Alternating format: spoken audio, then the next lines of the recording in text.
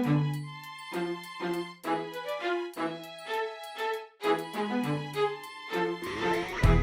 thank you guys for coming out. This is Strategy Session with Jonathan Schrantz. It's been a while since we've done one of these classes, so it feels good to get back into it again. So thanks everybody for coming out tonight. And tonight I thought for our theme, I want to look at a couple examples. I just have some puzzles. Those seem to be popular, so I got some puzzles. And we're going to talk about simplifying into a winning endgame. So a lot of times in chess, there's a very important decision whenever the last pieces are going to come off the board and you're going to get into a king and pawn ending. So if we look over here at the board, what is the question that White should be asking himself? It's Luke McShane in this position. I mean, what is the question? When can you sacrifice the rook for the knight and get out position? Yeah, can we sack? So we're about to trade the last piece. But before we do it, we need to calculate and evaluate this position. For example, if this draws or loses, then you're just making a big mistake giving your rook away. You should keep it on because you still have winning chances. So the question becomes, if we sacrifice on f7, will we win? So I'm going to give you guys a minute. This is going to be one of those calculating puzzle type classes. I know the audience has had sort of a while here, so maybe people have already come up with it. So at home, you do want to pause your videos and see if you can calculate it, and try to go as deep as you can. And then I'll ask you guys what the evaluation is of this position. You got it already? Easy? Not easy. Not easy. The trick is that the pawn limits the king, so after you sack, you can. Yeah, so we can sack, and then what are we going to do? We need to make sure we follow up correctly. D5 to diagonal. I think king f4. OK. So some people are thinking after we sack, king to f4, king to d5 has been suggested. D5, yeah. Diagonal. So probably going this way is not right. It's got to probably be one of those two moves. But see how far you can go. Yeah, because once you go D5, he goes E7, right? And you go back to E5. Mm-hmm. Yeah, so that's the first basic trick. We'll just show the basic trick here. You have to go to d5. On e5, black gets the opposition and should easily draw. OK, so if we take, we're going to play king d5. With the idea that if he plays king to e7, we play king to e5. And now it's his turn, so we should be able to muscle our way in. Is that enough? Let's see how far you can go. And try to, so see how far you can go and see when white eventually wins that pawn, where's the black king going to be?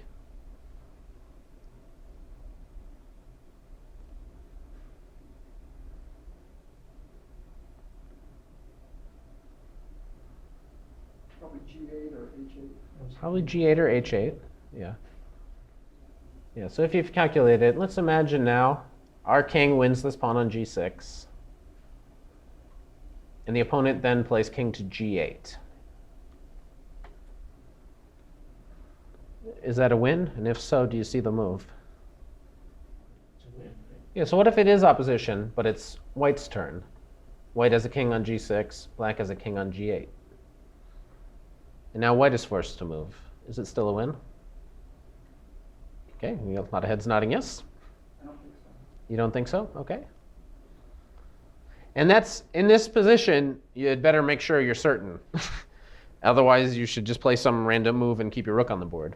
Right, like the king move to protect the G. Yeah, maybe king f4 is fine. Maybe some, I guess king f4 is the only other real move.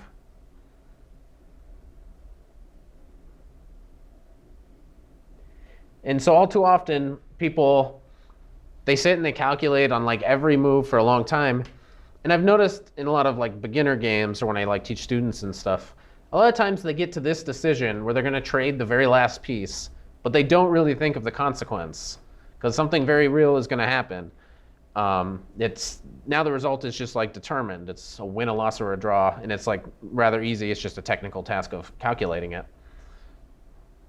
So let's go ahead and get to the position that we were talking about. So if you're still thinking at home, you can pause at this moment. But we're going to put on the board this position. King d5, very important. And now if they go here, we get the opposition. And black is forced to go this way to protect his pawn. And we can slowly but surely, wherever we go. There's a couple different ways we could get here. But we should be able to muscle our way in and reach this position by force. That's a draw, yeah. That's a draw. So is this a draw? Is it a win or a draw? It's a win. We got draw, win, That's a draw. 2 for draw, 1 for win. It'd be a draw if it was on the H file, but it's a win on the G file. Okay, so do we see the winning move? If you think it's a win, have you calculated a win? Yeah, I'm pretty sure, yeah, if I just go king to F6. Okay, and right, so king f6 has been suggested. There's really only 2 reasonable moves. You gotta, keep your king advanced. If you run back, black will advance. Okay, so you're thinking king f6 wins. But what do you do on king h7? King F7, you win. Then you win, yeah. You go F7. King F7. King f7. Okay, you think this is a win? Ooh, it's gonna be Stalemate. It's stalemate, so now, Oh, it is. So this is actually a draw. yeah, I knew it was, yeah. So king f6 is a draw. Which leaves us with king h6.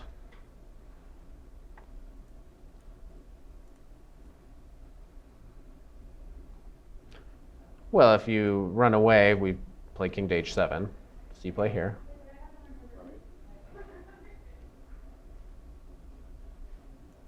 g6, g7. And now you got And the king is flushed out, Yeah. and white wins. So only H6 is the win. So it is a win. You do have to find king to h6.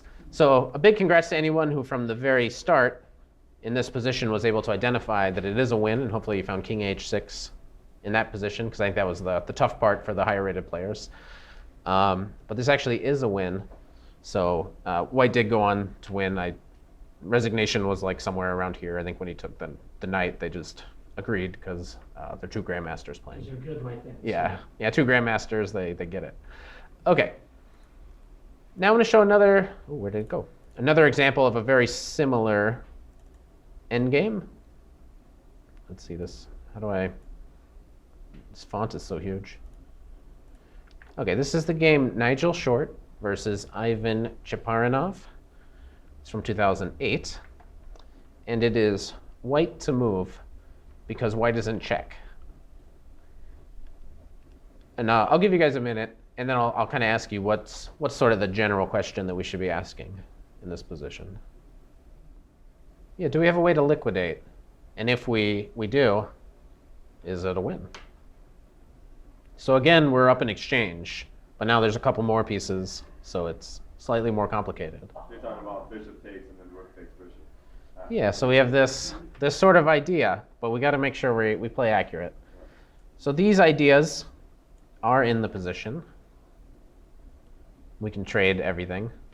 So after that, you gain the opposition when you fly. But notice, if you do this right away, Oh, you got the waiting move afterwards. yeah, if you do it right away, Okay. yeah, one problem is if you go here, You can get the opposition. Haha. Waiting move, it's yeah. different, yeah. So it's slightly different, so let's be careful. I'm not going to say that's right or wrong, but let's just be careful here. Let's try to be accurate.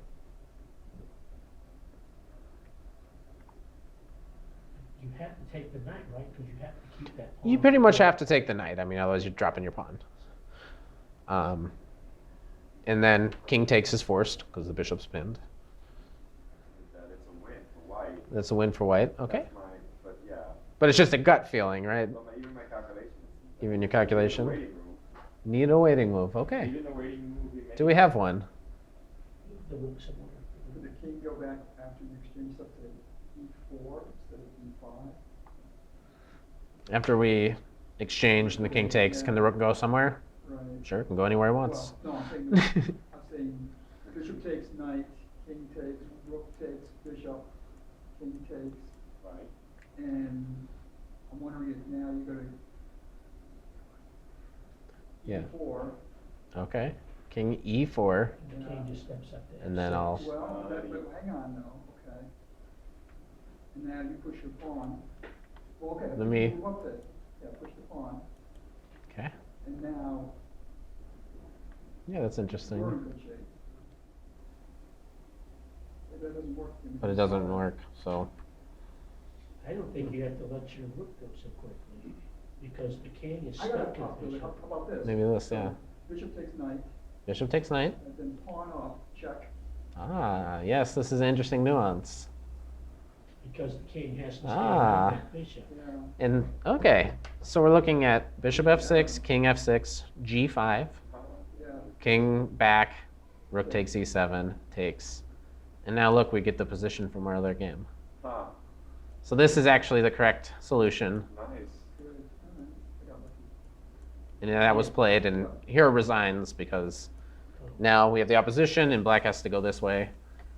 And it's the same position from before. Nice. Okay. Check is nice. So there's all these little nuances and all these kinds of positions. There's all, little subtle moves here and there, and that can make them really hard to evaluate.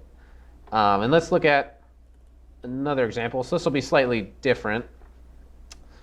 In this position, it's white to move. And we really are going to have to pay a lot of attention to all the little nuances in these positions. So in this, there's a lot more pawns. How incredibly hard to calculate. I'll give you guys a minute now, too. It's white to move. And win or draw? And that's, is it white to win, draw? Win. Well, so what is the question? I guess I can ask you now. I gotta draw the black king over away from those 3 pawns. Yeah, so this is the question, right? You got a pass pawn, so can you? What about rook c6? That's what I was looking at. And then hopefully we go in here, take all that. Yep. So that's the question. Rook c6. What's the evaluation? So do take your time. This is a little more complicated. E5. Yeah, so it does look, right? Rook c6, b c6, king c6, king e5. And that should just be a simple win. Should be, right? You can put it on the board just for fun. You're gonna end up with the rook pawn. So no, so this is winning. You won't be able to get it out. So, Yeah, king's gonna end up. Too far away. but black doesn't have to play that way. Make sure you look at all of the options. So the king can go somewhere else. Oh, no, wait. You would just lose a rook.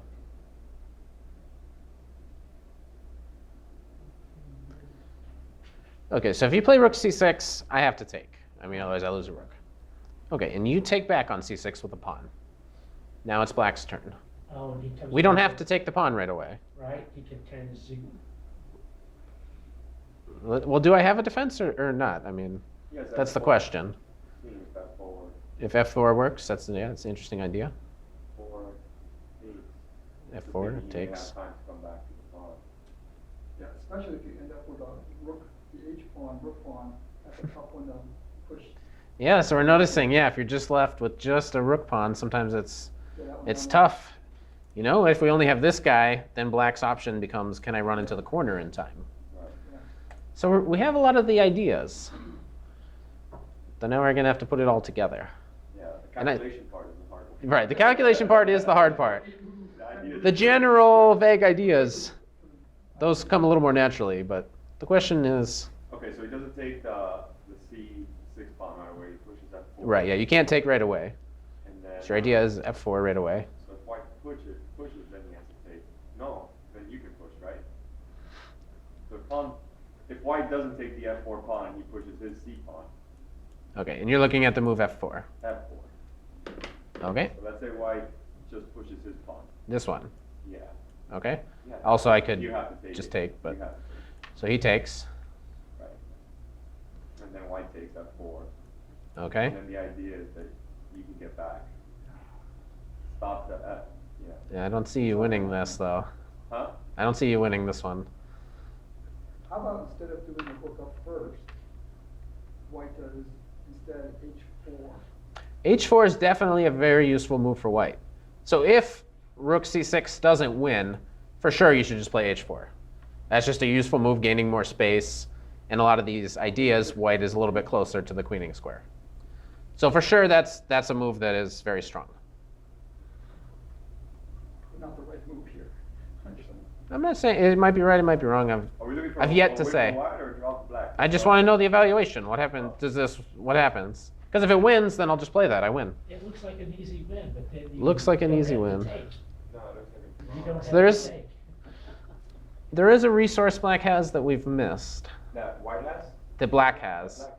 So we have to notice that first before we can evaluate whether it's a win or a draw here.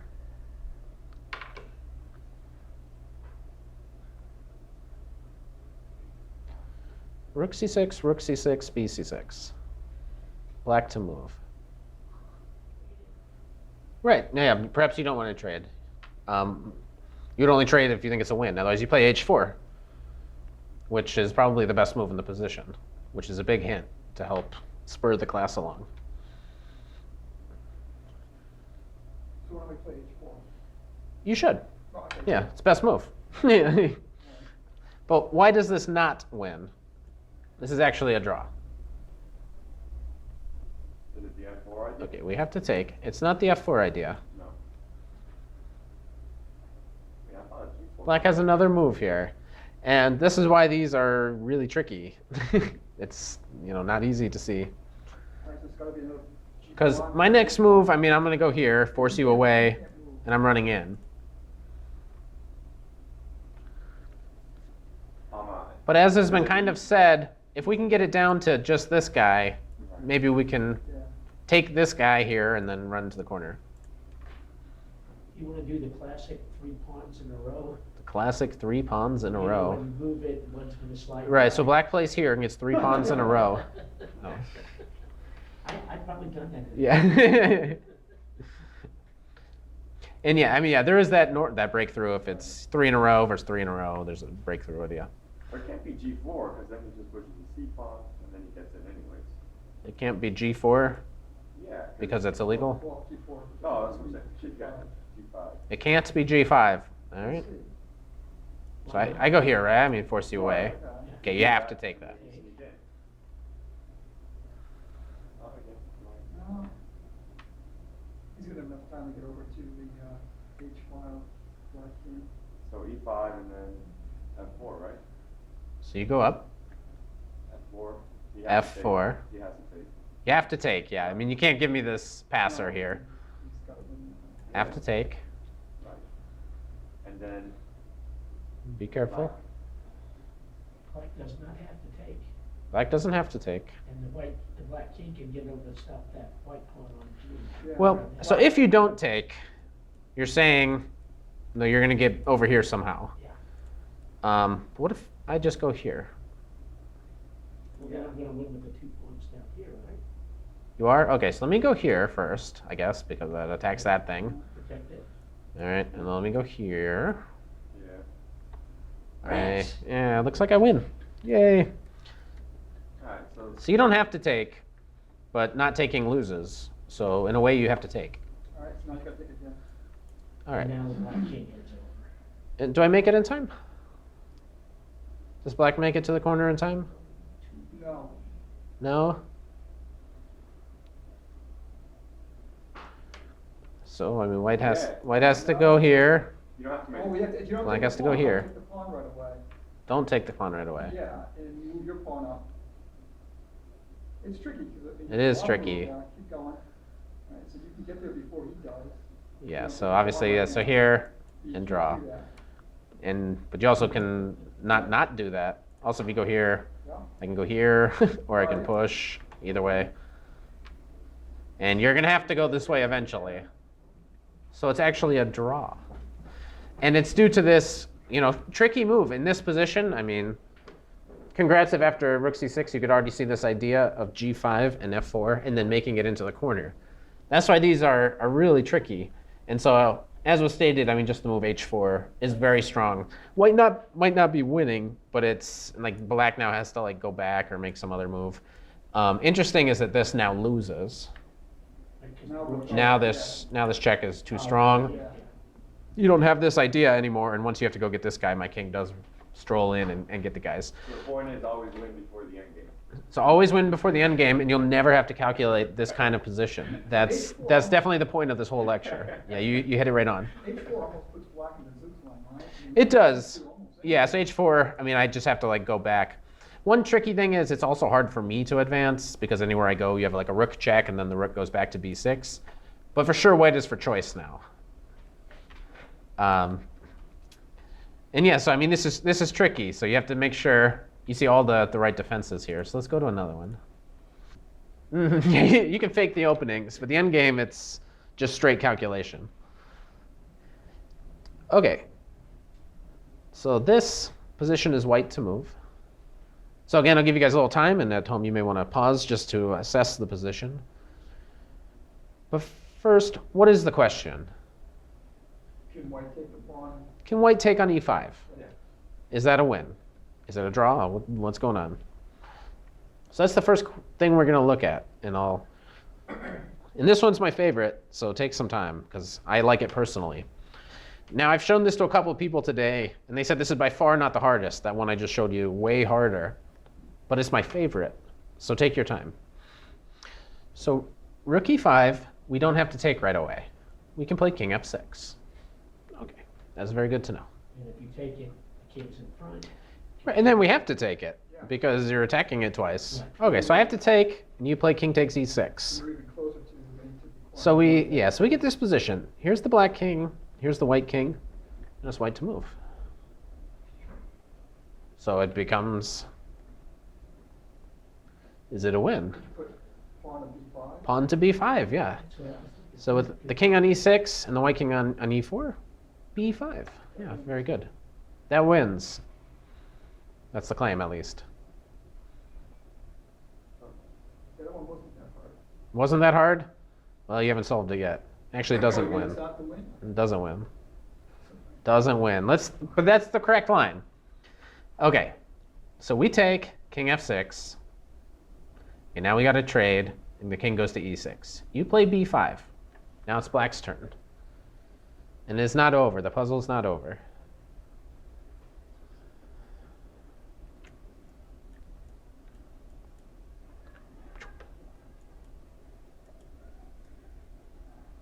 Now it's black to move, so it's So you're not going to take the pawn. not going to take it. That was Nope, for sure. not going to take it. So bring that king. So bring the king over. So if you take, I can go No, to the corner. Right, you get there in time. Okay, so you push, right? I mean, Um, you push. Do you not push? You're telling us to push. I mean, Well, I mean, okay, if you don't put, I mean, if you move your king over, well, now I'm taking, and I'm going to be in time to get to the corner. Also, I could just run to the corner right away. And there's this interesting fortress idea. The idea is if you play b6, it's actually a fortress. Even though you're up a pawn, my king goes here and goes like this. And I'll give you a million moves. How are you going to break through this? So that's why I think this is quite clever. You're up a pawn, so you just like, all right, I win, 2-on-1. No. But it's a rare case where there's actually a little fortress here, and black just, and you never break through. So that's why I like that one, because I like that little fortress idea. So the answer to the question is, it's a draw. If you take, it's a draw. So you look for another move, and the move played in the game wins very easily. Just the move b5. Right now, yeah. that's Yeah, you what I play was thinking. b5 first, yeah. Exactly. In the game, king to f6. If you take, now we can take here. And then we get in time to get the pawn, and we're queening, so we win. Which is why in the game, king f6 was tried.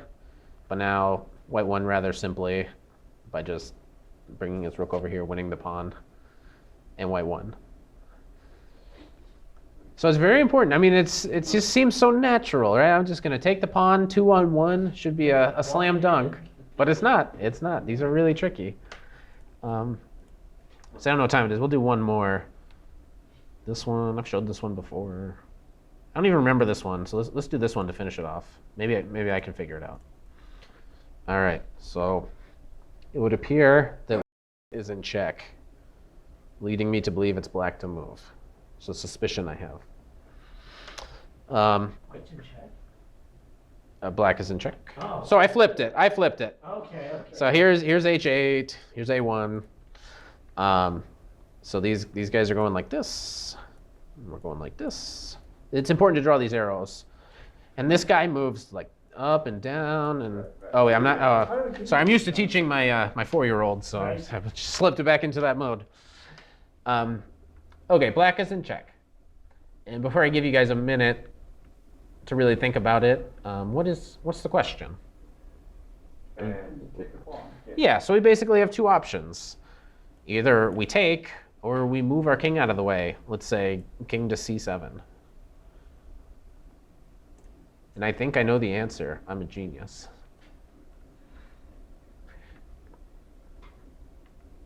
Because I prepared this lecture like months and months and months ago.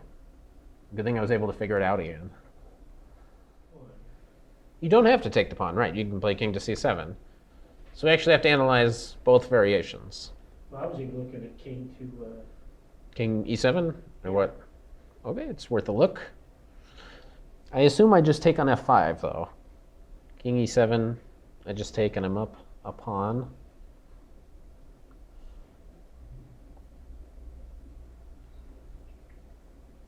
and I can check. Let's just cheat because, you know, it's, Because on Thursdays you gotta just cheat. So it does say here, yeah, it's equal. So that's possible. You do want to do something to protect your pawn. So we're kind of getting the idea. I mean, black is just probably going to lose a pawn. So we are looking to draw, really. It's unlikely black is going to win because we're going to lose a pawn. Whether we take or not, you know, things could get exchanged and pieces could get taken, and we're probably going to be down. So it's very unlikely that we're going to win. So we also got to be careful not to lose. Right? Well, I mean, sometimes in chess you got to not lose. Sometimes you're trying to draw. Trying to see if I can get that backward, that F pawn over to the Get the F pawn H file. over to the H file. No, after the king take. You know, After the king takes, Right. you're going to try to get what pawn to where? You're going to try to get your king to here? The black king. After I trade those off. Okay, after some trades, the black king might want to try to run to the corner. Okay, this is very, very true. Let me not play that move. Yeah, so do we have time to trade and then make it to the corner? That's what I'm trying to get. So yeah, you got to count. Yeah.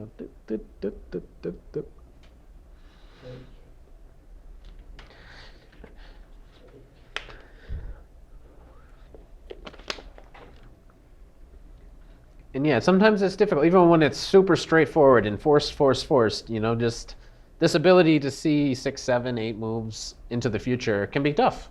Because it's, you gotta go, sometimes you gotta get your fingers involved and just, Especially an old guy like me. yeah, it gets harder with age. But that's also why these are good just for improving your calculation. Because if you can see 8, 9, 10 moves in a row when it's just super forced and straightforward, it can really help a lot. That's why these endgame puzzles are actually usually some of the hardest. Imagine if I actually picked really hard puzzles, then we'd all be in trouble. Okay, so you're looking at this, right? I mean, this is the first question. Right. Let's analyze this first. Okay. Now we got to think about white's move here carefully.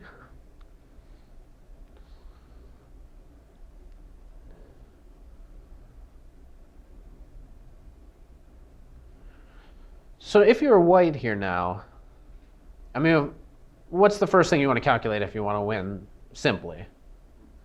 Rook takes. Rook takes, right? Let's trade rooks, then do I win?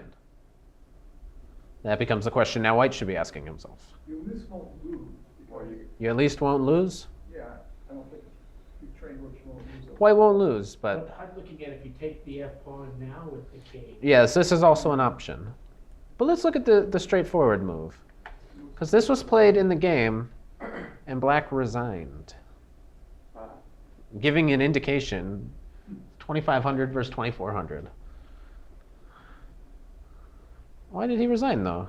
Okay, I have to take the rook. I mean that's. You gotta take, and the white king's gonna end up taking the pawn. Yeah, king goes here. Yeah. The black king's gonna be on d7, right? So you have some options here though as black. I can run just straightforward. Hopefully I make it. I also could try h4 maybe, making this guy an outside pawn. Yeah. So if king d6, let's just straightforward. Am I gonna make it? And wins. Well, And this is a win for white. yeah.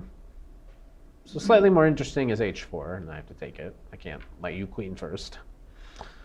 But now, you didn't make it. You got it, yeah. It's over. I've had that endgame before. You've had that in game? Well, it seems pretty easy now. You just look at it. Right, now that you've looked at it, it's so easy. Okay, but that brings us back now. Okay, we can't take. Taking was played in the game and it lost. What happens on king c7? And for you here, it says exclam, leading you to believe that black doesn't lose. King takes pawn, right? King takes pawn, yes. Check. Excellent Okay, move, or pawn. excellent move. Okay. We wait. And there's two real ideas here for white. Rook g5 seems to be one of the most straightforward moves. Also, we can run our king around. We have a couple different options here. If rook g5, Check. check again. Yeah. Now we can take. And this is actually a draw, Yeah. if you know your king and rook endings. So slightly more entertaining is if they go back with the intention of running to h3. Now black has to sort of wait until in this position. We can always meet this here with this check. And this would also be a draw, though white has some slight winning chances. But yeah, it just goes back to this decision right here. And of course, these are hard. I mean, it's like, well, you got 50% chance if you just guessed. But these always require some really serious calculation. And especially whenever you're trading the very, very last set of pieces, you better make sure that you're at least drawing here. And in this case, you're not. Which is very easy after you guys saw a couple lines demonstrating the point. That's why we want to play take-back chess. I want to go back 3 moves and reset. Yeah, so yeah, you want to play like a computer in these end games because they have the take back button. Yeah, in real chess, people don't give you take backs so I often. like that. But that's hopefully some instructive end game puzzles for you guys. I hope you guys did enjoy that.